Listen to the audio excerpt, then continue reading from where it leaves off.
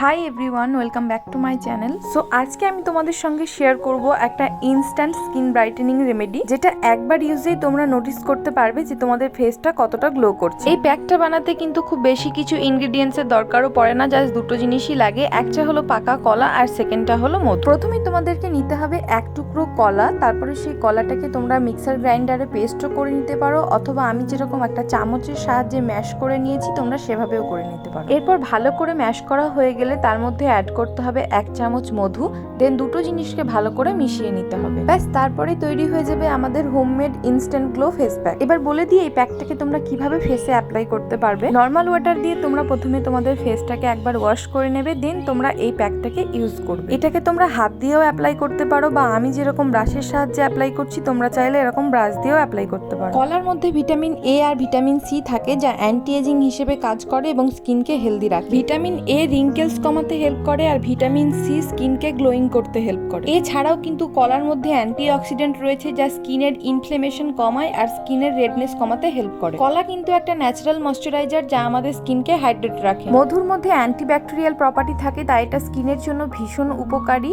Acne বা acne related যে কোনো ইস্যুগুলোকে কিন্তু দূরে রাখতে সাহায্য করে মধু। এছাড়াও মধুর মধ্যে থাকে অ্যান্টিঅক্সিডেন্ট, এনজাইম আর অ্যামিনো অ্যাসিড, যার জন্য মধু আমাদের স্কিনকে গ্লোয়িং করে তোলে আর আমাদের স্কিনকে হাইড্রেট করে। আমাদের স্কিনের পিএইচ লেভেল ঠিক রাখতে হেল্প করে মধু, যার ফলে আমাদের স্কিন ন্যাচারালি গ্লো করে। কোনো অকেশনে যাওয়ার আধ ঘন্টা আগে এই প্যাকটাকে তোমরা তোমাদের ফেসের মধ্যে অ্যাপ্লাই করে নাও, তারপর তোমরা নিজেরাই দেখতে পাবে তোমাদের ফেসটা কিভাবে গ্লো করে। উইকলি এই ফেস প্যাকটা তোমরা 2 থেকে 3 বার ইউজ করতে পারবে।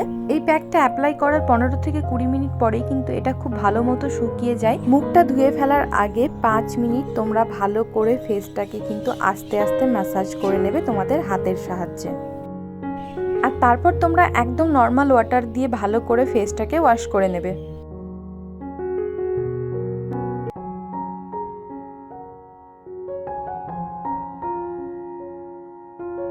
তো এই ছিল আজকের ভিডিও। কিরকম লাগলো ভিডিওটা সেটা তোমরা আমাকে অবশ্যই কমেন্টে জানিও। আর নিজেদের স্কিনকে ইনস্ট্যান্ট গ্লোয়িং করার জন্য কিন্তু এই রেমেডিটা অবশ্যই ট্রাই করো।